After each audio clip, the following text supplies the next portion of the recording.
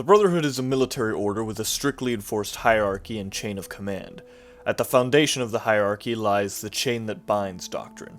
It mandates obedience to one's superiors and forbids circumventing ranks when giving orders. Superiors may only give orders to their direct subordinates, but not their subordinates. Although intended to ensure the cohesion of command, the doctrine has been generally interpreted as a simple mandate of obedience within the order, with the order flow requirements ignored, abandoned, or altered in practice. However, it does provide a technicality that can be invoked to relieve members of their rank, up to and including elders. Roger Maxon's goals in inventing a new tradition and mythology for the Brotherhood were twofold. First, they would ensure that members of the Brotherhood would be stripped of their ties to the pre-war military and government, ensuring that any surviving general or politician would not be able to invoke their oaths and use them to unleash nuclear devastation on the world again, as was the case with Secretary of Agriculture Thomas Eckhart in Appalachia. Second, it would give the survivors an idea to believe in, something they could dedicate themselves to, and find meaning in their lives after the nuclear war. The inspiration came from the fall of the Western Roman Empire, when knights and scribes kept the fire of civilization going after the empire imploded. As a military order, the Brotherhood utilizes scrip for internal trades. Necessary operations, supplies, and other amenities are provided free of charge to working members of the Brotherhood at Lost Hills, though in case of new initiates coming from the outside, they must serve for 10 years before the Brotherhood will provide its most advanced services without charge. Every member receives an allotment of rations to maintain their health, and they may be traded between members. All equipment beyond personal items is issued by the Brotherhood, and issued items, especially weapons, are carefully tracked by serial number. Outside of Lost Hills, though, the rules may change from chapter to chapter. For example, the Mojave chapter will not sell any equipment to any outsider unless the Elder gives permission. Under Elder Lion's rule, the Brotherhood was known to trade with outsiders, but as of 2277 there were many incidents that dissuaded the Brotherhood from such activities. As of 2287, the Eastern Division has resumed trade relations in the Capital Wasteland and established new ones in the Commonwealth. While standard issue gear and weapons are available for free to members, more specialized weapons and equipment must be purchased from the quartermasters. The Brotherhood has several distinct classes that define a member's standing in the Brotherhood's social structure, with a strict hierarchy distinguishing each member's position. The Brotherhood is egalitarian in nature, with male and female members both being able to rise up to any rank. At the Brotherhood's foundation, however, the women of the Brotherhood were also called brothers instead of sisters, which would not carry over to the East Coast chapter. The original hierarchy was implemented by the Lost Hills chapter and was followed by several other Western chapters. Members of the West Coast Brotherhood are primarily descendants of soldiers and scientists that broke away from the United States during the Mariposa Rebellion, apart from a small number of outsiders in their ranks. This means that the Western Brotherhood is very small compared to other organizations in the region, such as the New California Republic. While not an official policy, some members believe that in order for the Brotherhood to survive, all fertile members of the order are obligated to procreate. As a result, these persons display a lack of tolerance for same-sex relationships. Those born in the Brotherhood that want to be neither scribes, knights, nor paladins are free to leave. The Brotherhood does not believe in forcing anyone to serve them against their will. The castes are as follows. Initiates are the youngest and/or least experienced members of the Brotherhood, those whose sole purpose is training and learning to become a valued member of either the Knights or the Scribes. Scribes are scientists responsible for researching and reverse engineering recovered technologies, maintaining the Brotherhood's scientific knowledge, and even experimenting with new ones, though the Brotherhood's focus on preservation means this is rather rare. There are 3 scribe orders within the Brotherhood, focusing on different types of technology: the Order of the Sword, the Shield, and the Quill. In Eastern chapters, scribes have taken over the duties of knights, becoming responsible for research and engineering activities of the Brotherhood as well. Knights are the craftsmen and foot soldiers of the Brotherhood. They maintain the Brotherhood's stockpile of technology, repairing and providing technical services where they're needed, as well as producing new weapons to replenish stocks and provide trading goods. Knights also perform patrols, scouting assignments, and support the paladins in offensive operations. Those that focus on combat training may be eligible to become paladins, the protectors of the Brotherhood. Eastern chapters have offloaded engineering duties to scribes, focusing knights on logistics and combat operations, reflecting their proactive focus.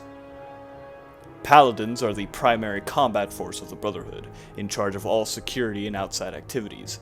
Equipped with the best military technology the Brotherhood has to offer, they're some of the most fearsome foes in the Wasteland.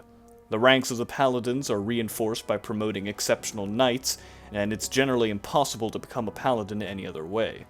Notably, while power armor was reserved for Paladin use in the first century of the Brotherhood's existence, the restrictions were relaxed over the decades, allowing knights and, in extreme conditions, even initiates to use power armor, usually older models such as the T-45. Elders are the highest-ranking members of the Brotherhood, its leaders and decision-makers, determining everything from meals to the course of campaigns. Typically, only Paladins are eligible to become Elders, but exceptions can be made for extraordinary members of other branches. Regardless of their branch of service, Elders are elected into the Council by other Council members, with the High Elder chosen by the Council, though the candidate can turn down the offer. Out of the first 4 High Elders, 3 belong to the Maxon lineage, but there's no requirement for the Council to propose the position to a member of the bloodline.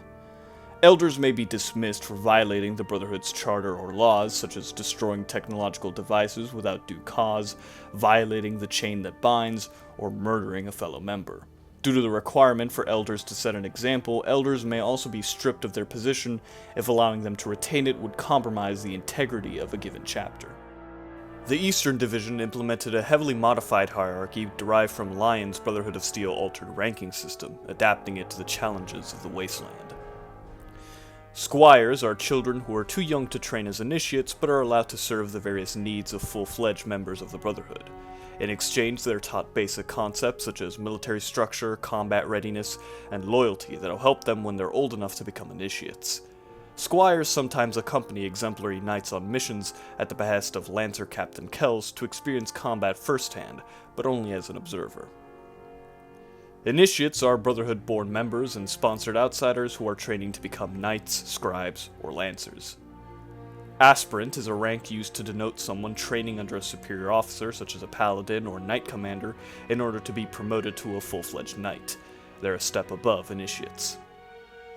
Lancers are the backbone of the Brotherhood's newly formed Air Force. Without them, the Brotherhood would be unable to operate their vast fleets of vertibirds. Knights are fully fledged members who have served time in the Brotherhood. They're professional soldiers and the main backbone of the Brotherhood's ground forces. Paladins are the Brotherhood's elite, seasoned veterans that are often high-ranking field commanders or used in elite strike teams. Scribes are the brains to the Brotherhood's brawn. They're responsible for the development and research of all Brotherhood technology, as well as the maintenance of advanced systems, weapons, and armor, and any other technical requirements. Sentinel is a rare rank, only given to the Brotherhood's best and most distinguished soldiers. The last known Sentinel was Sarah Lyons, daughter of Elder Owen Lyons. She was the highest-ranking field commander under Elder Lyons and commanded the Lyons Pride, a single squad of the chapter's best soldiers.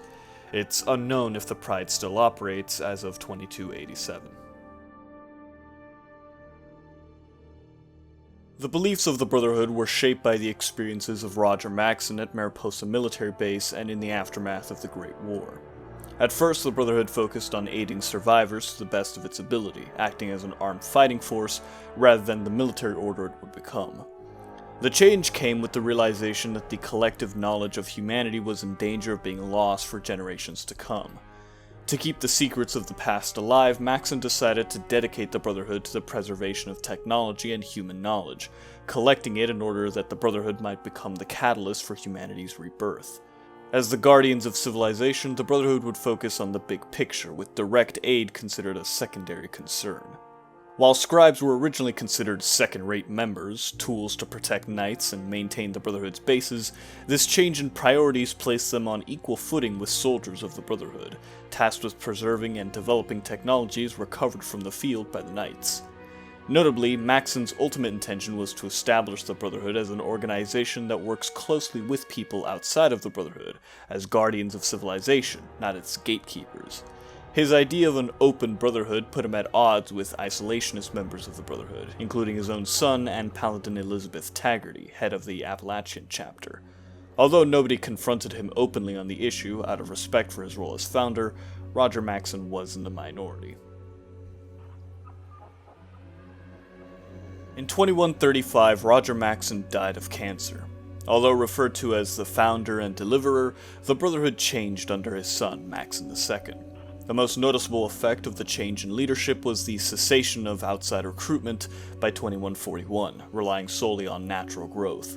The Brotherhood creatively interpreted Maxson's words and its role as steward of humanity and its salvation. Their power armor would remain a symbol of hope, the harbinger of restoration, but the Brotherhood would quietly wait for the right moment to restore the battered Earth to humanity rather than actively collaborate with outside people. Until then, it would preserve knowledge and control it so that it could not destroy humanity again, by preserving knowledge and its practical applications for future generations, as Maxson intended. While the mandate was to recover, restore, and record whatever the Brotherhood could find, it emphasized hard sciences and the tangible, resulting in a tacit disregard for non-technical, softer fields of knowledge such as history or sociology. This benign neglect steadily developed into a major problem as the Brotherhood started to forget its own history and origins.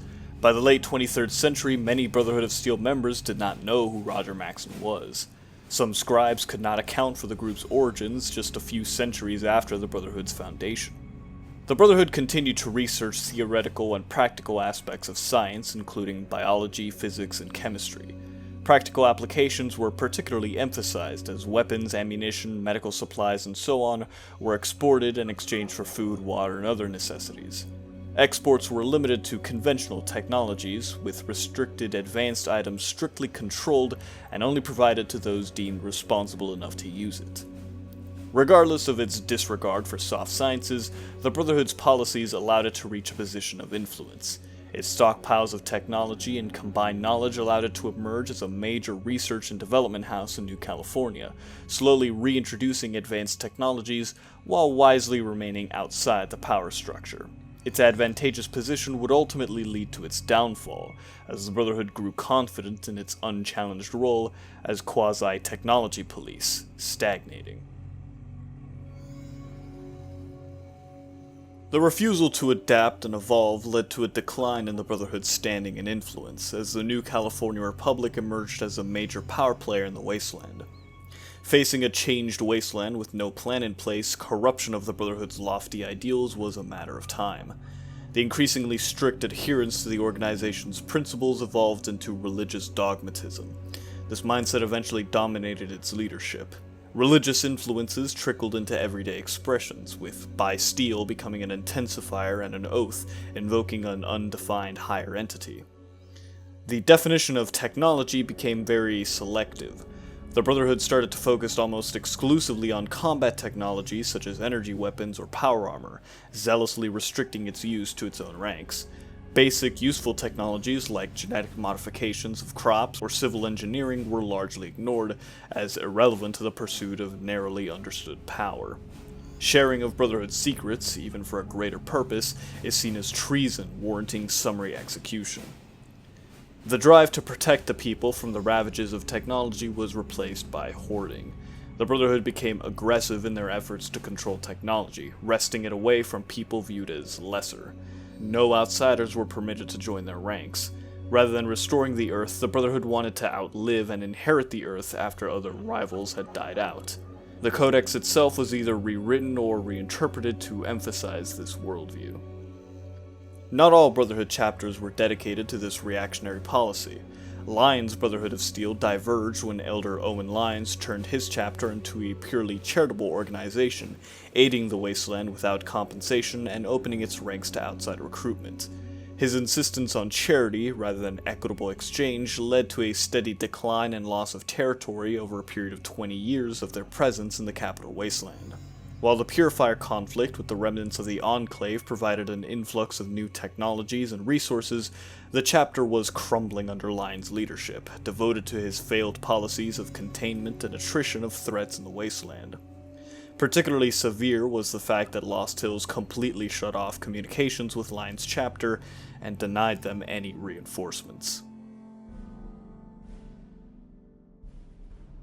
Major changes were introduced under Elder Arthur Maxon in the 2280s. Like the Brotherhood of the 22nd century, the Eastern Division rededicated itself to the advancement of humanity. Beyond taking an active role in wasteland politics, the Brotherhood embraced Elder Lion's policies of eradicating abominations, combining them with a new approach to controlling technology. Abominations of nature brought about by mankind's meddling are viewed as a scourge that need to be destroyed in order for humanity to prosper. The list typically involves supermutants and hostile ghouls, although the Brotherhood also eliminates raiders and other threats as a matter of course. Control of technology is seen as a means to an end. While the crumbling Western Brotherhood attempted to control technology in a desperate attempt to stave off its destruction, Maxon's Brotherhood returned to the original mission of containment, protecting mankind from technologies that cannot be fully controlled and thus represent a threat to its long-term welfare and even survival.